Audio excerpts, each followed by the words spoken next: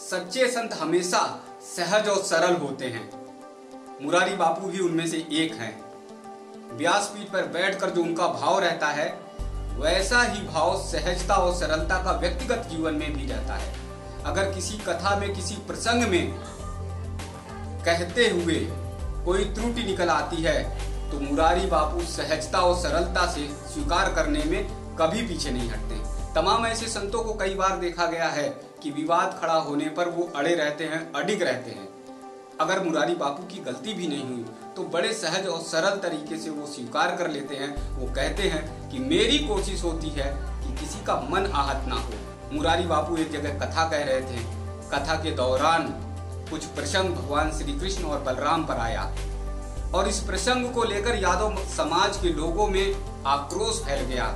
मुरारी बापू ने जो कहा है उससे हमारा समाज आहत है, यादव समाज के प्रति गलत धारणा फैलेगी, इसलिए मुरारी बापू को माफी मांगनी चाहिए। तमाम जगहों पर यादव समाज के लोगों ने धरना और प्रदर्शन कर दिया, सड़कों पर उतर आए। मुरारी बापू को पता चला, मात्र 2 दिन के अंदर मुरारी बापू सभी के सामने आते हैं और बड़ी सरलता और बहुत सहजता से, विनम्र भाव से कहते हैं कि ये पृथ्वी पूरी उनकी परिवार है, सारे लोग उनके भाई और बंधु हैं। वो किसी समाज के बारे में, किसी व्यक्ति के बारे में कैसे कुछ बोल सकते हैं, किसी का मन आहत कैसे कर सकते हैं, किसी को दुखी कैसे कर सकते हैं। मुरारी बापू ने कहा कि अगर किसी का मन आहत हुआ है, किसी का को दुख हुआ है, मेरे प्रसंग से कोई दुखी है, तो मैं उस बात को वापस लेता हूं और मेरी कोशिश हमेशा रहती है कि मैं सभी के लोगों के साथ सहज रहूं, सरल रहूं और किसी का मन ना दुखाऊं। मुरारी बापू में अक्सर ये देखा गया है कि वो बड़ी सरलता और सहजता से किसी बात को स्वीकार करते हैं। मैंने कल भी कहा, व्यासपीठ से कहा कि मेरे पूर्व के किसी निवेदनों से बीच में या कभी भी किसी के दिल को ठेस लगी हो तो मैं क्षमा प्रार्थी हूँ। ऐसा मैंने कल भी कहा था। किसी भी परिस्थिति को मैं प्रभु का कृपा प्रसाद समझता हूँ और मैं ये नहीं चाहता कि मेरे कारण समाज में विवाद हो, क्योंकि मैं संवादी आदमी हूँ, संवादी साधु। मेरे कारण सभी को थोड़ी पीड़ा है, मेरा पूरा विश्व परिवार को दुख हो रहा है और जिसको मेरी बात रास नहीं आई हो, जो भी कारण हो, मैं इसमें नहीं जाना चाहता। न मैं कोई व्यंग और कुछ भी, बिल्कुल साफ दिल से एक साधु निवेदन कर रहा हूँ। आप मुझे अपना समझे कि न समझे, ये निर्णय आपको करना है, लेकिन मैं आप सभी को अपना समझता हूँ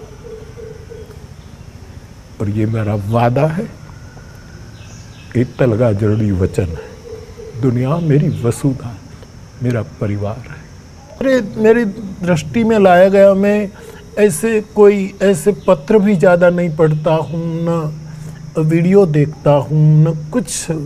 मैं केवल मेरे भजन में रहता हूँ।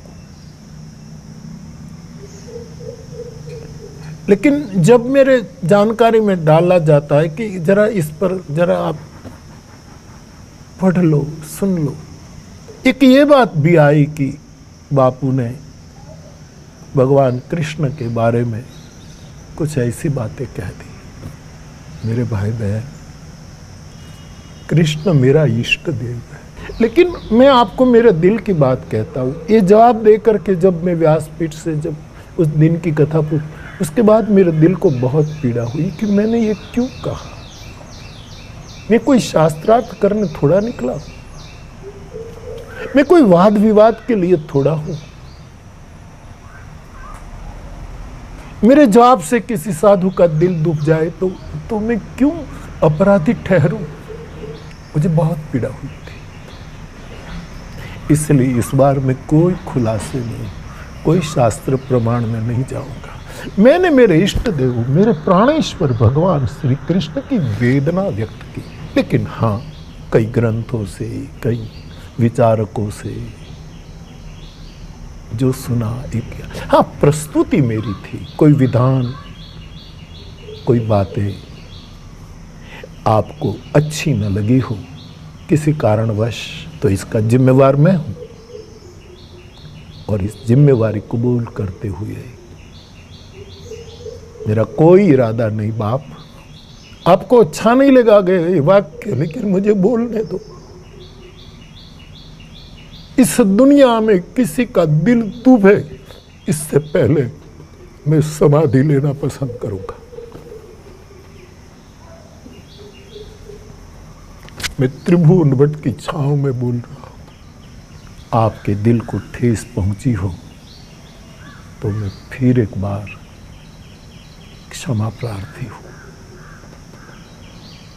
क्षमा प्रार्थी। साथियों, मुरारी बापू के प्रति जरा भी अगर आपके मन में आस्था है और जिस प्रकार से वो सामने आए हैं उनके बारे में आप क्या कहते हैं, द न्यूज नॉन स्टॉप के कमेंट्स बॉक्स में जाकर जरूर सूचित करिएगा।